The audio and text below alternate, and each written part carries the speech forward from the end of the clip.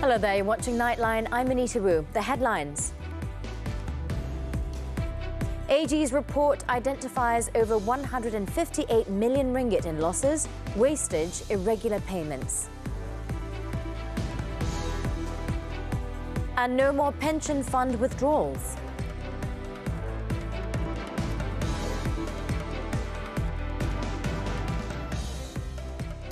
Our headlining story first. Non-compliance in financial management has resulted in losses in public funds totaling 158.08 million ringgit. According to findings from the 2021 Auditor General's report, of the amount, losses of public funds amounted to more than 116 million ringgit. Irregular payments amounted to more than 26 million ringgit, and wastage amounted to more than 15.10 million ringgit. Auditor General Datuk Seri Nik Azman Nik Abdul Majid said that in 2021, 7 topics related to audit compliance were carried out at 3 ministries and 4 federal agencies, involving audit reviews of 1.127 billion ringgit. The audit focused on key audit areas and financial management control based on risk profiling carried out by every ministry, department and agency. Following which, a total of 22 recommendations were forwarded to said ministries and agencies for them to take corrective action. Sepatutnya pihak pemegang konsesi itu membayar sebanyak 37 juta kepada kerajaan lah. Tapi ini tidak berlaku ya. Yang kedua seperti saya sebutkan tadi adalah 730,000 bayaran skim subsidi padi telah dibayar kepada pesawah padi yang telah meninggal dunia. Series 2 of the Auditor General's report was tabled at the Dewan Rakyat on Thursday. Datuk Seri Nik Azman said a performance audit to evaluate whether government programs, activities and projects were carried out efficiently, effectively and prudently was also carried out. For Series 2 of the report, 7 performance audits worth 66.862 billion ringgit were done, involving 7 ministries. He said overall the implementation of government activities, programs and projects had met the desired objectives. However, there are still weaknesses, such as output targets and efficacy, which were not fully achieved. Datuk Seri Nik Azman said this was due to negligence in abiding to procedures that were set by the government and lack of care in its planning. For this, the Auditor General had presented 21 recommendations for the ministries, departments and agencies to consider. Meanwhile, the government incurred over 13 million ringgit in losses after 93 out of 136 new ventilator machines it ordered in 2020 could not be used by the Health Ministry. Datuk Seri Nik Azman said there was no warranty provided for the defective ventilators. Sebabnya pembelian tu dia off the shelf, macam tak ada jaminan lah. Tapi itu pun bergantung kepada pihak kementerian sama ada nak ambil tindakan atau tidak, tapi sebab tak ada perjanjian. The report also highlighted that 1.1 million COVID-19 vaccine doses from CanSino, Pfizer's Community and AstraZeneca had to be disposed of due to their expiry. More than 8.1 million employees Provident Fund EPF members have seen their median savings drop by 50% in 2022. First Deputy Finance Minister Datuk Seri Ahmad Mazlan said the drop was after the government had allowed members to withdraw their contributions during the height of the COVID-19 pandemic and lockdowns. Datuk Seri Ahmad Mazlan said the median savings for all races of EPF members went down from 16,600 ringgit in 2016 to 8,100 ringgit in 2022.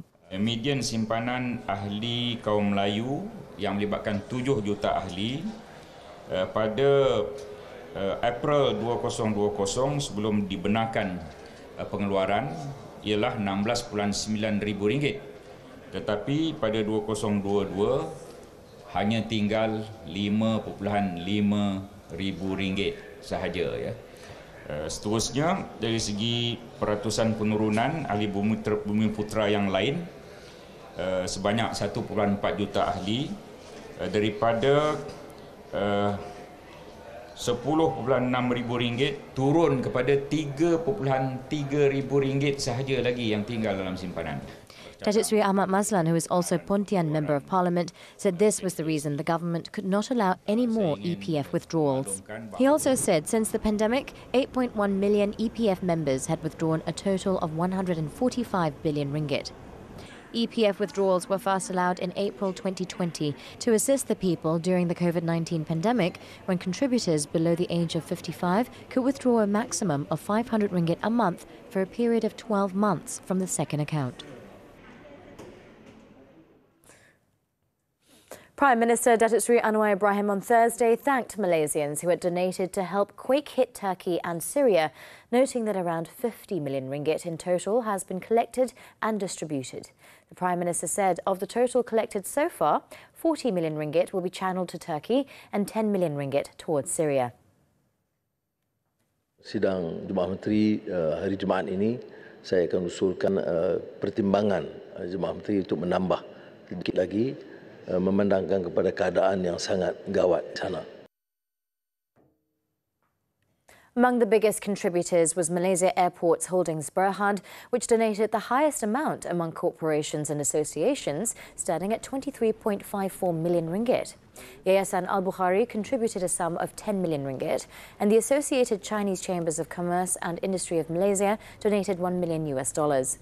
Datuk Seri Anwar said the Sultan of Johor, Sultan Ibrahim Sultan Iskandar, was one of the earliest donors, contributing $1 million as well. Other corporations and bodies that donated funds included YTL Corporation, Yayasan Saim Darby, Malaysian Rubber Glove Manufacturers Association, Indian Muslim non-governmental organisations, and Kuala Lumpur Kepong Berhad. Datuk Seri Anwar explained that the contribution to Turkey had been made taking into account the unprecedented large-scale damage there, aside from the special friendship maintained between both countries. The Transport Ministry and Kereta Api Tanah Melayu Berhad, KTMB, have implemented the My Rail Life free ride pass for persons with disabilities as well as school students. Transport Minister Anthony Loke said the pass, which took effect beginning Thursday, would benefit disabled individuals registered under the Social Welfare Department and school students from Years 1 until Form 6. My Rail Life is a free ride pass that is eligible for the KTMB Eastern Shuttle Service, which involves 14 routes between Gemas up to Tumpat, Klang Valley Sector KTM Commuter Service and the North Sector Commuter Service. Lok said the average savings per user is estimated at 240 ringgit per month for the East Shuttle Service and 234 ringgit per month for KTM Commuter Klang Valley and North services. It is estimated that the pass will ease transportation costs for 900,000 people annually. Bagi menikmati, dengan adanya perkhidmatan ini, maka pelajar-pelajar ini akan dapat pergi ke sekolah setiap hari percuma. Dan ibu bapa tak perlu menampung apa-apa kos pengangkutan untuk pelajar-pelajar ini. Bagi menikmati faedah ini, para pengguna yang layak perlu mendaftar dengan KTMB untuk mendapatkan nombor passenger name record atau PNR terlebih dahulu. Registration can be done through the KTMB mobile, KITS application or the KTM website. After registration is approved, users can get a My Rail Life Pass through the Rail Pass link in the KITS application or through the KTMB website. Users can also register for PNR at the KTMB counter, where the application can be done by the passenger or on behalf of the passenger by submitting the necessary documents. Lok added that the pass can only be used by passengers whose name is registered and cannot be transferred. Amendments to the Water Services Industry Act 2006, Act 655, are expected to be tabled at the Dewan Rakyat in June. Natural Resources, Environment and Climate Change Minister Nik Nazmi Nik Ahmad said the amendments will mainly focus on water pollution activities. Nik Nazmi said among the proposed amendments is an increase in penalties from 100,000 ringgit to 10 million ringgit and an increase in the jail sentence from 1 year to 15 years or both. Dalam pindaan yang kita nak lakukan kepada Akta 655 yang kita nak bawa ke Parlimen pada tahun ini, pada Jun 2023 insya-Allah, antara perkara lain ialah membolehkan syarikat bekalan air malah pengguna untuk menuntut daripada pihak yang menyebabkan pencemaran. Additionally, Nick Nazmi said new offences or acts that cause or may cause the closure of water supply systems will be listed in the law. He said the ministry is currently reviewing and scrutinising the proposed amendments before presenting it to the Attorney General's chambers for approval. Meanwhile, Selangor Menteri Besar Datuk Seri Amiruddin Shari said that a project dubbed Raw Water Guarantee Scheme, or RWGS, will be a contingency water source for up to 2 weeks if pollution occurs that could disrupt the water supply in the Klang Valley. During a press conference at Parliament on Thursday, he said that the project is expected to be completed by the third quarter of this year. Kita akan yakin suku ketiga tahun 2023 akan siap sebahagian projek tersebut. Kalau berlaku pencemaran, kita jangkakan 5 hari pun pencemaran itu tak dapat ditangani, masih tidak mengganggu bekalan air. He said the project, which was launched in 2020 at a cost of over 200 million ringgit, will ensure that polluted raw water is directed away from the water treatment plants. Raw water from the storage ponds would instead be channeled to the treatment plants, which can supply water from between 5 days and 2 weeks. 2 local employment agencies were found to have been involved in hoodwinking Malaysians into accepting offers from job scam syndicates abroad. Home Minister Datuk Seri Saifuddin Nasution Ismail said, following enforcement by police, 8 individuals from the 2 companies were arrested. Daripada jumlah itu, kita telah berjaya menyelamatkan 218, manakala 121 lagi kita kategorikan sebagai terkandas. According to him, the 2 employment agencies were based in the Klang Valley, and all 8 were arrested under the Persons and Anti-Smuggling of Migrants (ATIPSOM) Act. He also said that based on police profiling, many of those rescued were genuinely attracted by the overseas job offers before reality sank in and they were forced to become love or investment scammers. He added that 330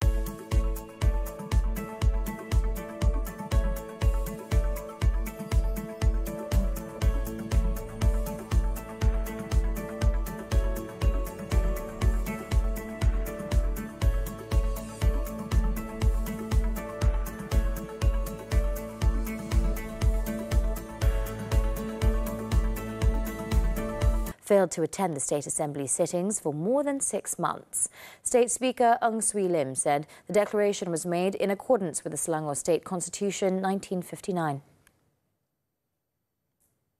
Berdasarkan rekod penyata rasmi dan buku kehadiran, tarikh akhir kehadiran yang berhormat Tuan Harumaini bin Omar ke persidangan Dewan adalah pada 27 Julai 2022. Memandangkan tempoh 6 bulan dikira bermula daripada tarikh 26 Julai 2022, maka seperti yang diperuntukkan di bawah perkara 69 Undang-Undang Tubuh Kerajaan Negeri 1959, Kerajaan Selangor 1959, tempoh ketidakhadiran Yang Berhormat Kawasan Batang Kali telah melebihi 6 bulan. Ng said a notice on the vacancy would be sent to the Election Commission soon, and Harumaini would get to know of the matter following Thursday's media conference. He added that Harumaini had never written to or called him regarding his absence from the Assembly. He also said Harumaini would be paid his salary and allowances as Assemblyman until January only, but would not lose his pension. Harumaini is also not allowed to appeal the Speaker's decision and has been barred from attending the State Assembly sitting beginning March 13th. When we return, Panama migrant bus plunges off-road, killing dozens. Do stay with us. We are Mac.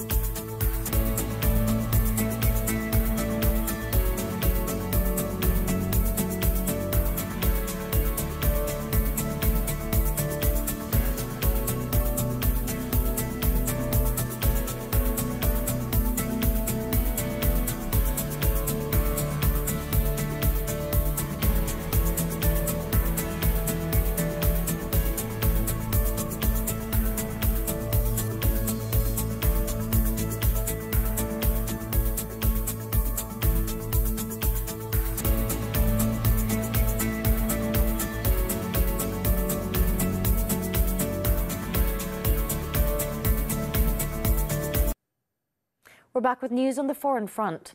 NATO on Thursday said the military alliance's focus now will be on reconstruction and supporting those displaced in Turkey following last week's earthquake that devastated parts of the country and neighbouring Syria. NATO Secretary-General Jens Stoltenberg, in a news conference in Ankara, stated the alliance would be sending tens of thousands of tents to Turkey as temporary housing. He also noted that the tragedy in southeastern Turkey constituted the deadliest natural disaster on the alliance territory since it was founded in 1949. In the meantime, it was reported that a 17-year-old girl was rescued from the rubble of a collapsed building in the province of Kahramanmaras on Thursday, 10 days after the devastating earthquake hit the region. As of Thursday, 36,187 deaths have been reported across the nation, with 108,000 others injured. In neighbouring Syria, meanwhile, more than 5,500 deaths have been confirmed, bringing the overall death toll in both countries to more than 42,000. New Zealand on Thursday has redeployed gunships and helicopters to deliver water, food and fuel to cities cut off by Cyclone Gabrielle as overwhelmed rescue teams embrace overseas offers of help. It was reported that 4 days of violent winds and lashing rains caused landslides and widespread flooding that lacerated the road networks, as well as resulted in rolling power cuts, which knocked out hundreds of mobile phone towers. According to Prime Minister Chris Hipkins, over 100,000 households were still without power on the country's populous North Island, home to more than three-quarters of the country's 5 million residents. Police said 3,500 people had been reported as uncontactable as residents around the country tried desperately to reach their loved ones. So far, 5 fatalities have been reported and 10,500 people have been displaced in the disaster that has crippled the nation. At least 39 people have died in Panama after a bus carrying more than 60 migrants fell off a cliff early on Wednesday, marking the worst migration accident in the Central American country's history. Authorities said the bus carrying migrants who had travelled through the Darien Gap, a dangerous stretch of jungle that connects Colombia to Central America, was heading towards a shelter located in the western coastal province of Chiriquí when the incident occurred. It was reported that more than half of the 66 passengers on the bus died in the accident, and about 20 others were hospitalized with severe injuries. Migration authorities did not provide details on the victims' nationalities, saying they would first communicate with the relatives and respective embassies of the passengers. Thousands of migrants risk their lives every year, beating a path through the thick, swampy Darien Gap, a roadless jungle area replete with wild animals, dangerous rivers and criminal gangs.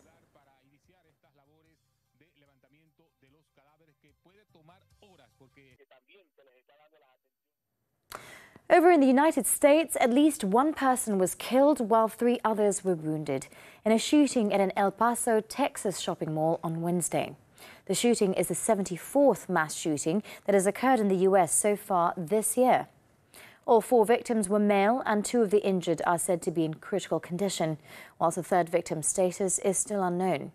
Authorities said 2 people had been taken into custody, though details of what led to the shooting remain unclear.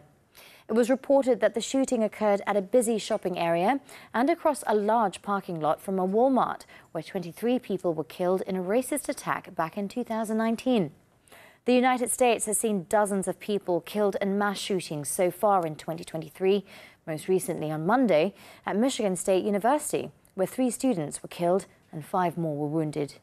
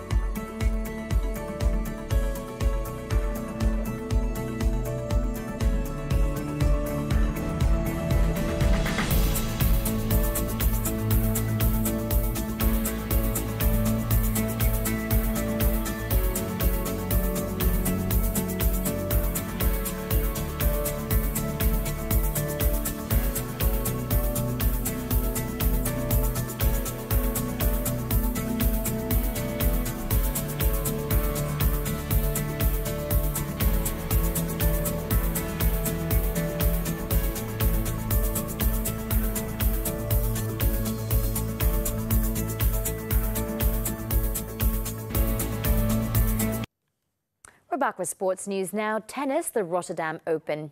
Defending champion Félix Auger-Aliassime is through to the quarter-finals following a 6-4, 6-3 victory over French qualifier Grégoire Barrère. Auger-Aliassime, the tournament's third seed, needed just 83 minutes to dispose of Barrère. Ranked 8th in the world, Auger-Aliassime dominated Barrère with his service attack, firing 9 aces and winning 78% of his first serves. The third-seeded Canadian claimed his maiden ATP title last year in Rotterdam and is hotly tipped to join the ranks of Grand Slam winners this year. He will next play 6th seed Daniil Medvedev in the last 8.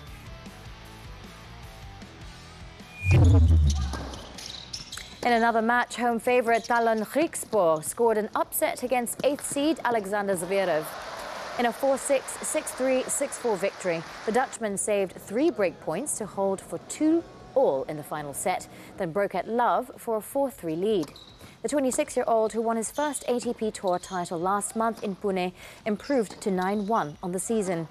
One of 3 players already through to the Rotterdam quarterfinals, alongside Stan Wawrinka and Grigor Dimitrov. Griekspoor awaits 4th seed Holger Rune or fellow Dutch wildcard Guys Breuer in the last 8.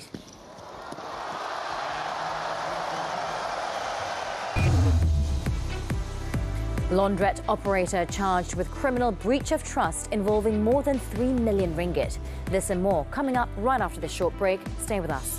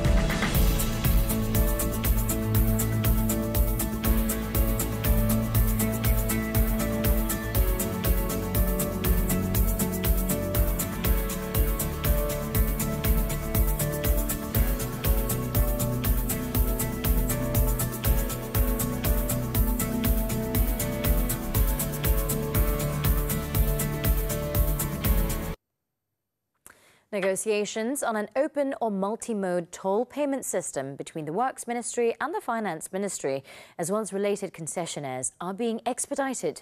Works Minister Datuk Seri Alexander Nantalinggi said a pilot project to enable payments through various digital payment providers, as opposed to a single provider, would be conducted as soon as possible to study its implications before the new system can be finalised.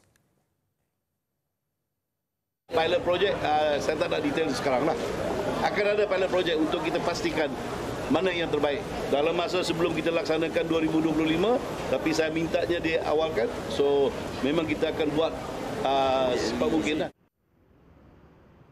He said the multi-mode payment system was an alternative presented by the ministry, pending the implementation of the multi-lane free-flow MLFF system, which is expected to begin in 2025.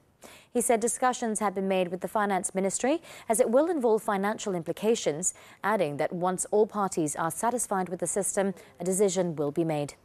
He said this after officiating at the launch for Tenaga Nasional Berhad's direct current fast chargers at the Ayakuro Rest and Service area on the Plus Expressway on Thursday.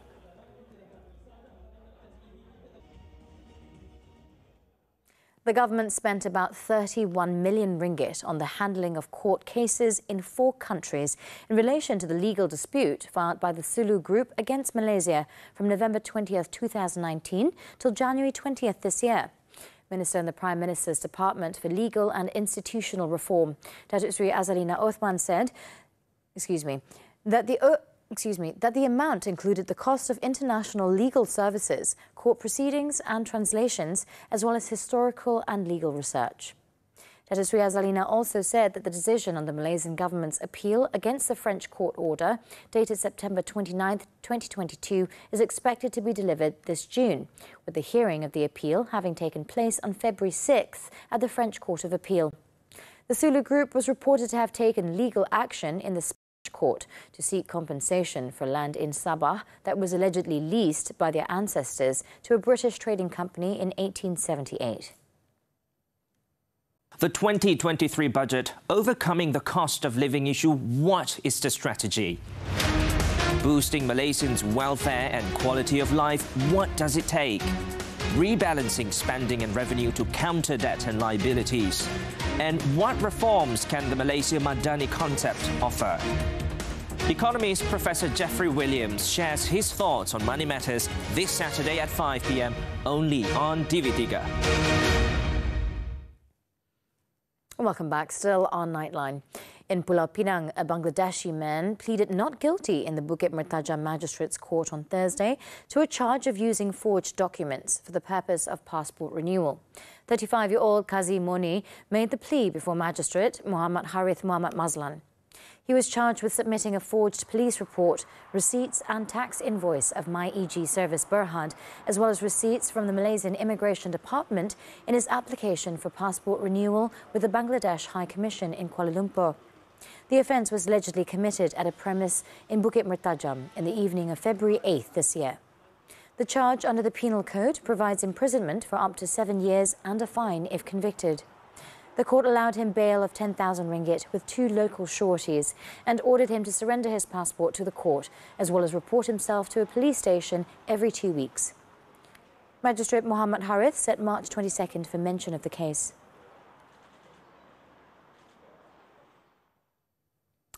Over in Malacca, a laundrette operator pleaded not guilty at the Ayakoro Sessions Court on Thursday to 2 counts of criminal breach of trust (CBT) involving washing machines worth more than 3.2 million ringgit 4 years ago. 43-year-old Terence Conrad Fernandez was charged with breaching a contract by not delivering a number of washing machines worth more than 3.2 million ringgit and not paying rental amounting to 24,000 ringgit to a company for some premises in Pulau Pinang, as was entrusted to him. Both charges were framed under the Penal Code, which carries imprisonment of up to 10 years, whipping and a fine if found guilty. Judge Dharma Fikri Abu Adam allowed Terence bail of 12,000 ringgit with 1 shorty and also ordered him to surrender his passport to the court and to report to the nearest police station once a month. The court set March 21st for mention.